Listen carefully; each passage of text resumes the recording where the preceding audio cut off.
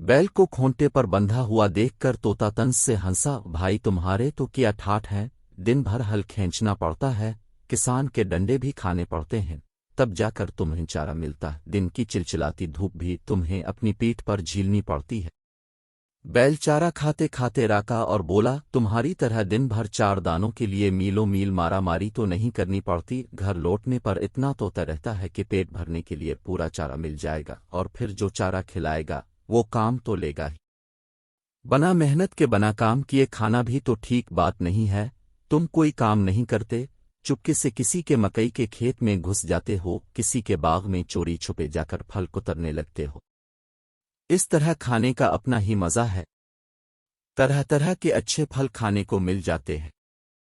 अच्छे फल ढूंढने के लिए भी तो मेहनत करनी पड़ती है। हमें जो आज़ादी मिली हुई है, इसका तो मजा ही कुछ अलग है। हम अपनी मर्जी के मालिक हैं। तुम अपनी मर्जी से कहीं भी नहीं जा सकते, अपनी मर्जी का खा भी नहीं सकते। तुम्हारे मालिक जो चने की अच्छी दाल खाते हैं, हम उनके आंगन में जाकर कुछ दाने इसमें से खा लेते हैं।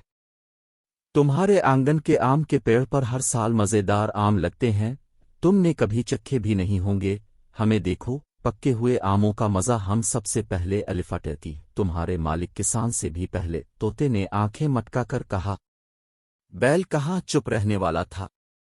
वो अपने थूथन को हिलाकर बोला, मेरा मालिक किसान मेरी हिफाजत करता है, डांसेस और बारिश में मुझे अलग कोठरी में बांध देता है।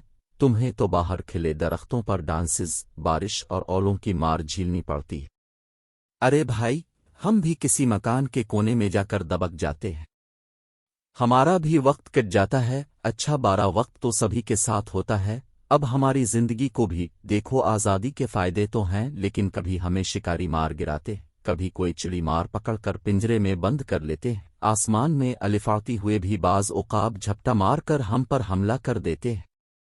आज़ादी मिली है तो उसकी कुछ कीमत तो चुकानी ही पड़ेगी। मज़ा और आज़ादी कोई मुफ्त में थोड़े ही मिलते हैं। तोते ने अपनी बात को पूरा करते हुए कहा, वैसे खुली हुआ में सांस लेने का मज़ा ही कुछ और है। तुम सही कहते हो, बैल ने सर हिलाकर कहा, मगर मेरी जिंदगी सिर्फ मेरे लिए नहीं है। मैं जिस फसल को आगानी में मदद करता हूँ, इससे पूरे खानदान की परवरिश होती है। मेरा मालिक मुझे चारा खुलाने के बाद ही खाना खाता है। वो सुबह अलिफाटे कर मुझे पहले चारा खिलाता है, तब खुद कुछ खाता है। मेरी जिंदगी तुम्हारी तरह आज़ाद भले ही ना हो, मगर एकदम बेमानी भी नहीं है। तोते को बैल की बात सही लगी। वो बोला, हम दोनों ही अपनी अपनी जगह दुरुस्त हैं।